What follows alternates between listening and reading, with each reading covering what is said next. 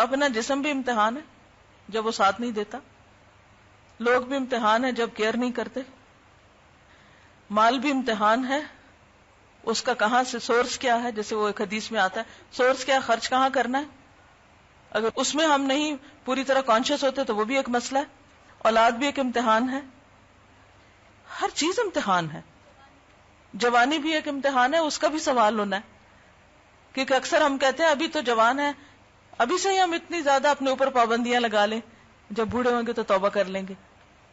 امتحان کو وقت کے اندر پورا کرنا ہوتا ہے، آپ کو ایک دن زیادہ نہیں ملے گا زندگی کا۔ کمرہ امتحان میں تو بعض اوقات ہم اس لیے بھی پانی پینا چھوڑ دیتے ہیں کہ بھی لکھنے میں 4 لفظ اور ہمارے چھٹ جائیں گے، خاص طور پر اگر پیپر لینتھی ہو۔ اوپن بک ایگزام میں پھر بھی نہیں قرآن پڑھتے، پھر بھی نہیں پڑھتے اس کو۔ یعنی دنیا میں ہم کیا کرتے ہیں کہ جب ہم امتحان دے رہے ہوتے ہیں تو ہم چاہتے ہیں ادھر ہی ریزلٹ مل جائے۔ کبھی ایسا ہوا کہ آپ ایگزام دے رہے ہیں اور آپ ایگزامینر سے کہیں ابھی مجھے بتا دو میں پاس ہوں کہ فیل ہوں، وہ پیپر لے لیتے ہیں اور اس کے بعد آپ کو بتاتے ہیں جب آپ کا وقت ہوتا ہے بتایا جانے کا۔ جس دن یہ حقیقت ہم کو سمجھ آ گئی کہ ہم یہاں دنیا میں بیکار نہیں آئے، بے مقصد نہیں آئے، عیش و عشرت کے لیے نہیں آئے، آرام کے لیے نہیں آئے، ادھر ادھر کی گپ شپ کے لیے اور دنیا کی رونقوں اور زینتوں سے فائدہ اٹھانے کے لیے سارا وقت اس کام کے لیے نہیں آئے، بلکہ کسی خاص مشن پہ آئے ہوئے ہیں اور اس کو وقت کے اندر پورا کرنا ہے اور پھر اللہ کے پاس واپس جانا ہے اور احسن عمل کرنے ہیں جب تک زندگی پروڈکٹیو نہیں ہو سکتی، ہم صحیح معنوں میں سے کام نہیں کر سکتے۔ اس بات کی سمجھ آنا بے حد ضروری، اور صرف ہم ہی کو آنا کافی نہیں ہے۔ آپ دیکھیے کہ اگر آپ ایگزام کے کمرے میں سیریس ہے انتہائی اور آپ کے آس پاس بچے جو ہیں وہ شور ہنگامہ کر رہے ہیں، پھر آپ پیپر کر سکیں گے؟ نہیں کر سکیں گے۔ تو اس لیے آپ کا پرچہ تبھی اچھا ہوگا جب آپ کے آس پاس والے بھی سنجیدہ ہوں گے۔ اس لیے آپ نے دیکھا ہوگا کہ بعض اوقات کو بچہ بات کرے، شور کرے تو اس کہتے ہیں چپ کرو مجھے ڈسٹرب کر رہے ہو تم۔ آپ کام نہیں کر سکتے جب تک آس پاس والوں کو کام نہیں لگائیں گے، اور ان کو کام لگانے کے لیے کیا ضروری ہے کہ آپ ان تک بھی یہ میسج پہنچائیں۔ تو بات یہ ہے کہ اس میں یہ موٹے موٹے پوائنٹس جو ہیں یہ آپ کے لیے لکھ دیے گئے ہیں تاکہ آپ کو یاد دہانی رہے، اور یہ کس لیے لکھے ہیں تاکہ آپ کسی کے ساتھ بھی بیٹھ جائیں، پیپر آگے رکھ لیں اور اس سے بات چیت شروع کر دیں۔ اگر کوئی آپ کو کسی بھی موقع پہ درس کے لیے بلائے تو یہ پرچہ ساتھ رکھ لیں اور جا کے آپ اس ٹاپک پہ بات کریں۔ اس کے علاوہ کچھ لیکچرز بھی اس ٹاپک پہ ہیں، مثلا خالد یاسین کا ایک لیکچر ہے پرپز آف لائف پہ، انہوں نے وہ لیکچر کئی جگہوں پہ دیا ہے، مسلمز کو نہیں نان مسلمز کو بھی دیا، اور جہاں کہیں دیا ہے وہاں there and then in مجلسوں in gatherings کے اندر لوگ وہیں پر مسلمان ہوئے، انہوں نے شہادہ پڑھی ہے۔ یعنی یہ سوال اور یہ باتیں صرف مسلمانوں کے لیے بھی نہیں ہے، یہ ہر ایک کے لیے ہیں۔ یہ کوشچن آپ سب سے پوچھ سکتے ہیں۔ مقصد اس کا کیا ہے؟ لوگوں کی سوچ جگانا، سوچ جگانا۔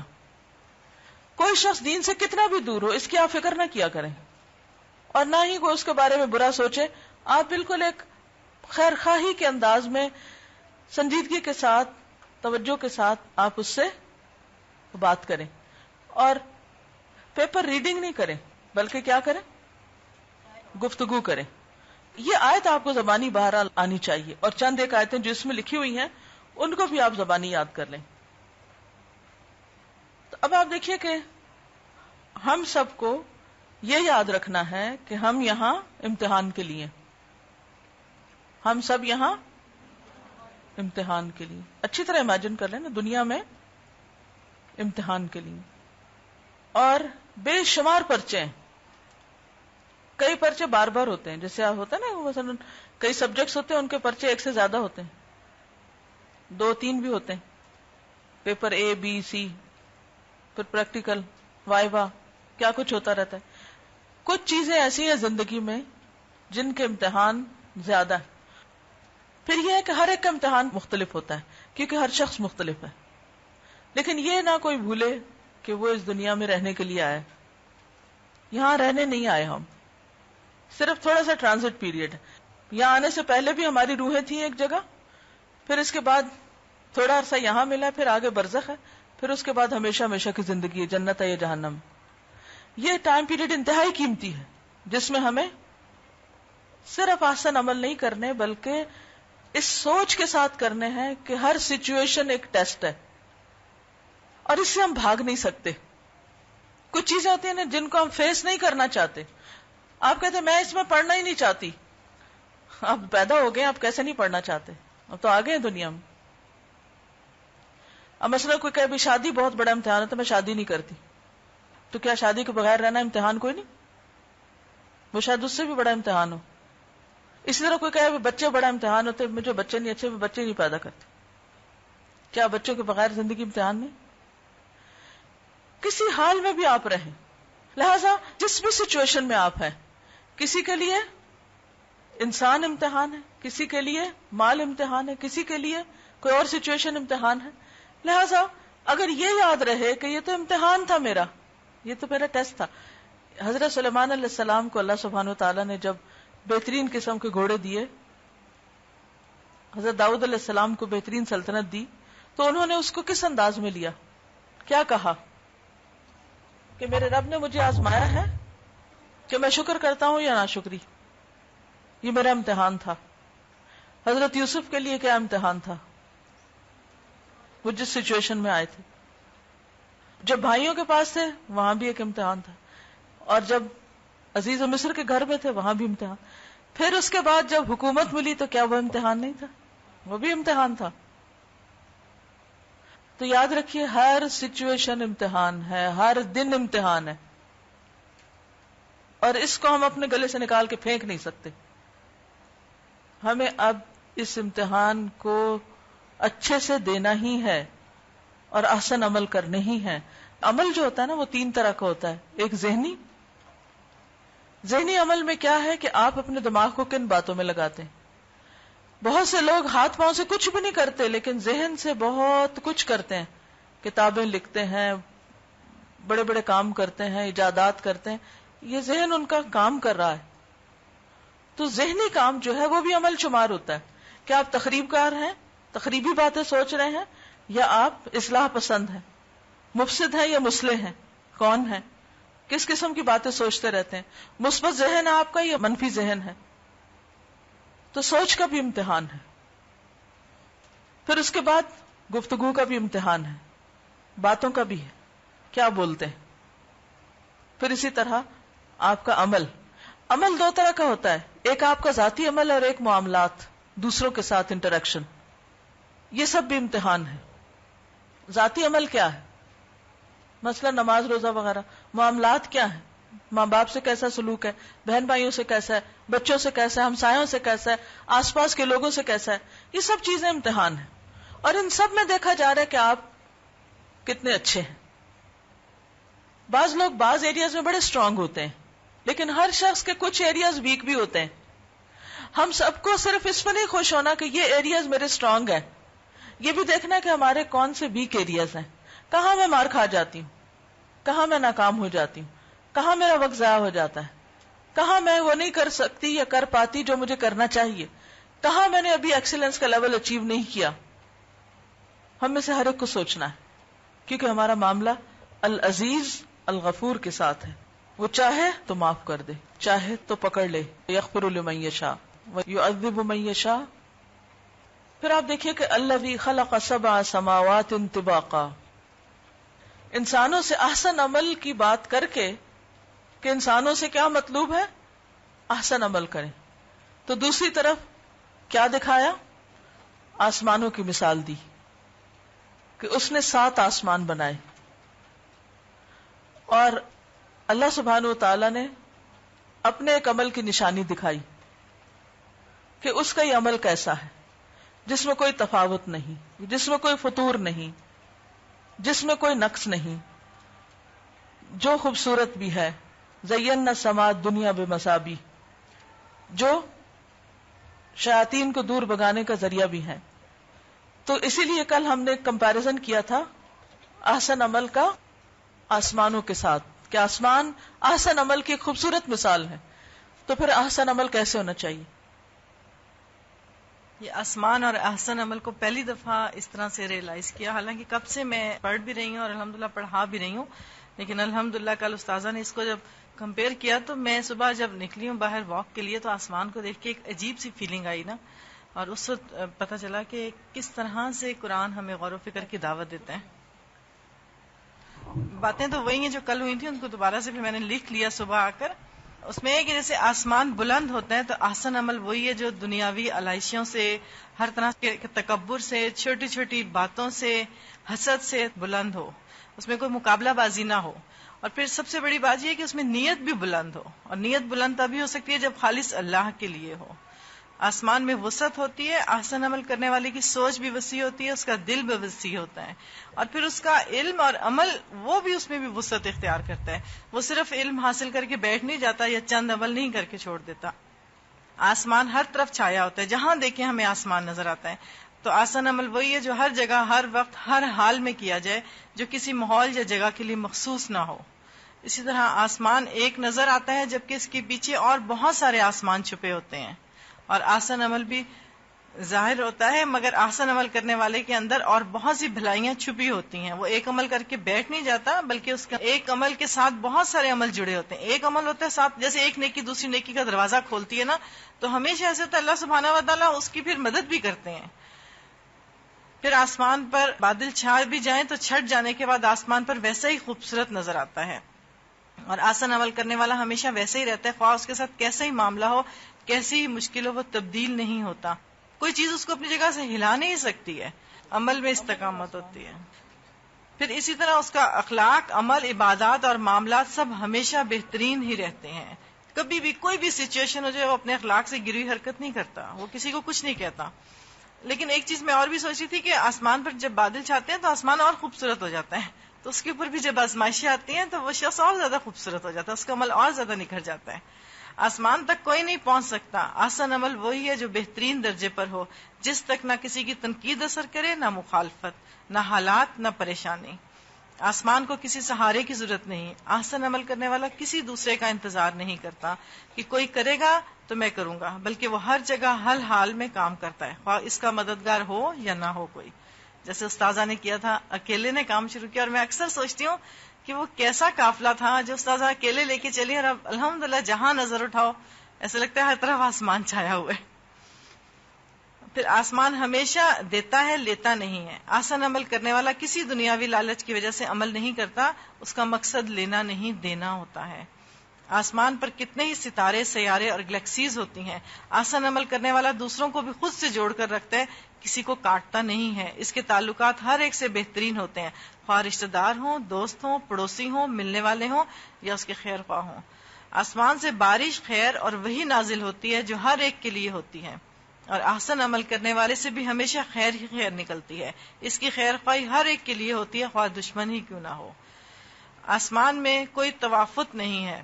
احسن عمل کرنے والے کے قول و فعل میں بھی کوئی تضاد نہیں ہوتا. اس کے اخلاق، کردار اور معاملات میں کسی قسم کا کوئی جھول نہیں ہوتا. آسمان میں شیطان کو بھگانے کا سامان بھی ہوتا ہے، اور احسن عمل کرنے والے کا بلند کردار، بہترین عمل اور کثرت ذکر شیطان کو مار بھگانے کا ذریعہ ہوتا ہے.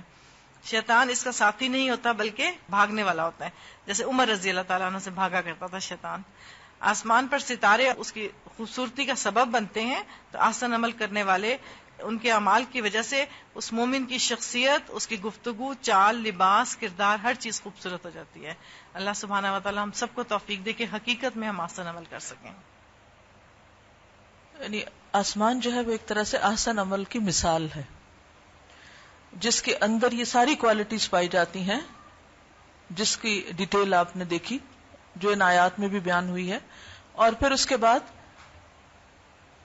اگر کوئی انسان اچھا عمل کرتا ہے جو اللہ رب العزت کی مرضی کے مطابق اس کی رضا کے لیے ہوتا ہے اور نبی صلی اللہ علیہ وسلم کی سنت کے مطابق ہوتا ہے، اور پھر انسان اس میں محنت بھی کرتا ہے، کوشش بھی کرتا ہے، تو اللہ تعالیٰ اس کو بھی بلندی عطا کرتے ہیں. جیسے آتا نا الیہ یصعد الکلم الطیب والعمل الصالح یرفعہ، اس کی طرف اٹھتے ہیں پاکیزہ کلمات اور نیک اعمال اس کو اوپر لے جاتے ہیں.